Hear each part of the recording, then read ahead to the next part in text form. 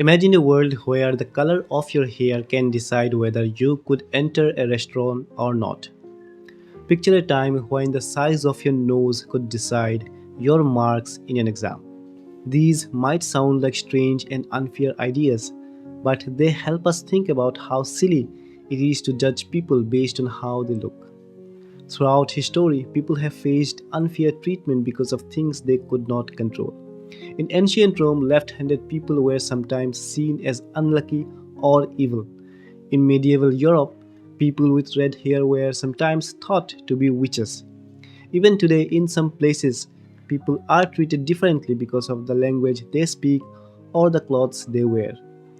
The poem we are about to look at today tells a story that shows us how unfair it is to judge someone based on their skin color and why it is so important to treat everyone with respect.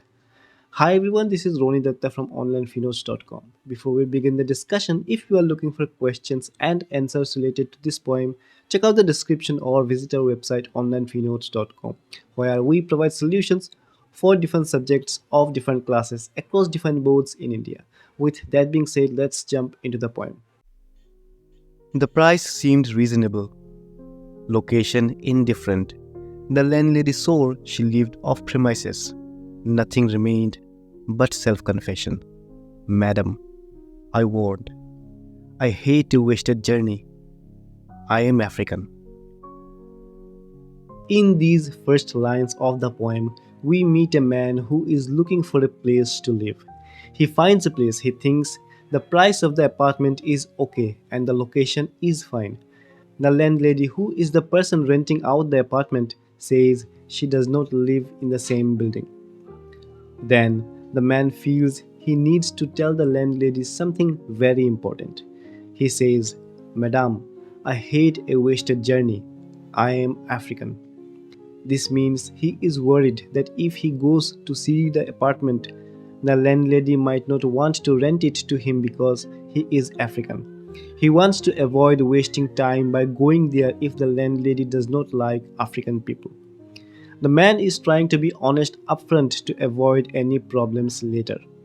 This shows that he has probably faced discrimination before when looking for a place to live. He is trying to protect himself from being hurt or disappointed again.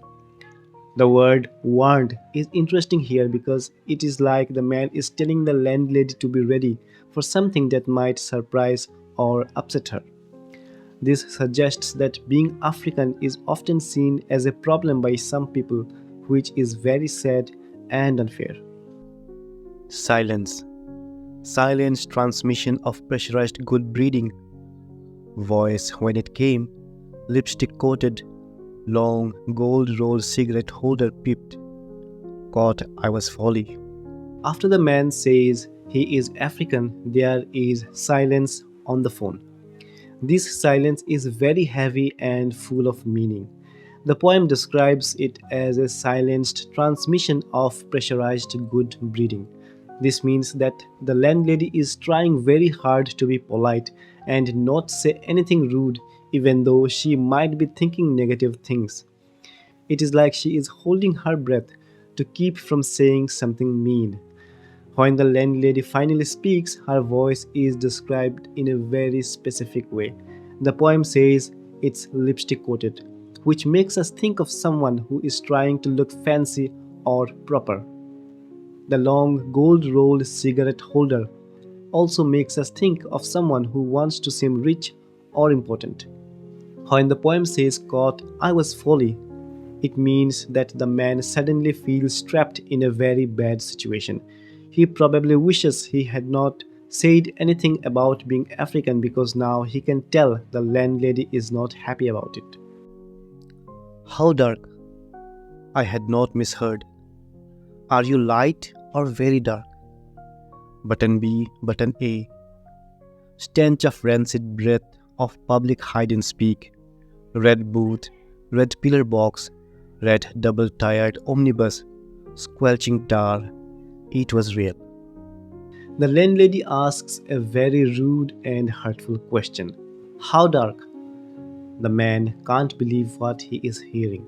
He even says, I had not misheard, to show how shocked he is. The landlady then asks again, "Are you light or very dark?" This is a very mean thing to ask someone. It shows that the landlady cares more about the color of someone's skin than about who they are as a person. The poem compares this choice to pressing buttons on a phone, button B or button A, as if picking someone's skin color is as simple as pushing a button. This shows how wrong and silly racism is. The poem then talks about the stench of rancid breath of public hide and speak. This means that even though people try to hide their mean thoughts in public, sometimes their true feelings come out and it's like bad breath. You can't hide it completely. The man describes his surroundings: a red phone booth, a red mailbox, and a red bus driving on the street. Saying it was real shows how he can't believe this is actually happening to him. Red is a symbol of danger and he is surrounded by red. He probably hoped that people would not be so racist anymore, but now he sees it is still a big problem. Shamed by ill mannered silence, Surrender pushed dumbfounded to beg simplification. Considerate she was, varying the emphasis. "Are you dark or very light?" Revelation came. "You mean like plain or milk chocolate?" The man feels very embarrassed and upset. He feels like he has to give in and ask the landlady to explain her question, even though it is a very mean question. The poem uses the word dumbfounded, which means the man is so shocked he can barely speak. It is sad that he has to ask for more information about such an unfair question. The landlady tries to sound nice by asking a question in a different way, but it is still a very bad question. She asks, "Are you dark or very light?" The man now asks the lady, "You mean like plain or milk chocolate?" This is a very clever way of answering. By comparing skin color to types of chocolate, the man is showing how silly it is to judge people based on their skin color. It is like saying, "Would you judge chocolate by its color instead of how it tastes?" This comparison helps to show how wrong racism is. Her accent was clinical, crushing in its light impersonality. Rapidly, wavelength adjusted. I chose West African sepia, and as afterthought, down in my passport. Silence for a spectroscopic flight of fancy, till truthfulness clanged her accent. Hard on the mouthpiece. "What's that?" Conceding. "Don't know what that is." Like brunette. "That's dark, isn't it?" "Not altogether." The landlady agrees with the chocolate comparison, but in a very cold and uncaring way. The poem says her response was clinical, which means it was like a doctor looking at a patient, not like one human talking to another.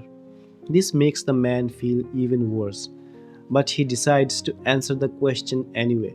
He says his skin color is West African sepia. Sepia is a reddish brown color. He also mentions that it is the color listed in his passport. This is a smart answer because it uses a color that the landlady might not know, and it also reminds her that he is a real human with official documents, not just a skin color. The landlady is quiet for a while, probably trying to figure out what color West African sepia is. Then she admits that she does not know what that color is. The man explains that it's like brunette, which is a dark hair color.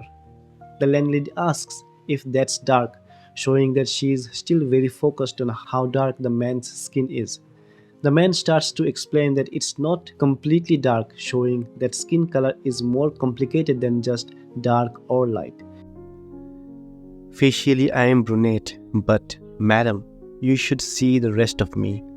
Palm of my hand, soles of my feet are a peroxide blonde. Friction, caused foolishly, madam, by sitting down, has turned my bottom raven black. One moment, madam," sensing her receiver rearing on the thunderclap. "About my ears, madam," I pleaded. "Wouldn't you rather see for yourself?" The man then decides to make fun of the landlady's racist questions. He says that while his face might be dark like a brunette, other parts of his bodies are of different colors. He says the palms of his hands and the soles of his feet are very light, like blonde hair that has been bleached.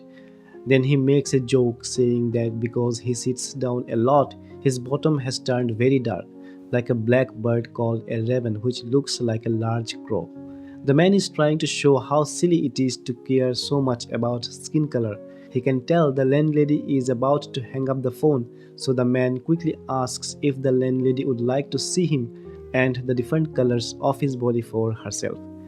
This is another joke. He is pretending to invite the landlady to look at his body, which is not something you would normally do when renting an apartment. The man is using humor to point out how wrong and strange the landlady's questions are. The poem is about a very serious topic, racism, but it uses humor and clever language to show how unfair and silly racism is. The man looking for an apartment faces discrimination just because of his skin color. Instead of getting angry, he uses smart answers and jokes to show how wrong the landlady is to judge someone based on race. The poem makes us think about how hurtful racism can be, and how people who face racism often have to be very careful about how they react to unfair treatment. It also shows that racism can happen in everyday situation, like trying to rent an apartment, and how tiring and upsetting this can be for people who have to deal with it all the time. The poem's title, Telephone Conversation, reminds us that this whole exchange happened over the phone without the two people even seeing each other.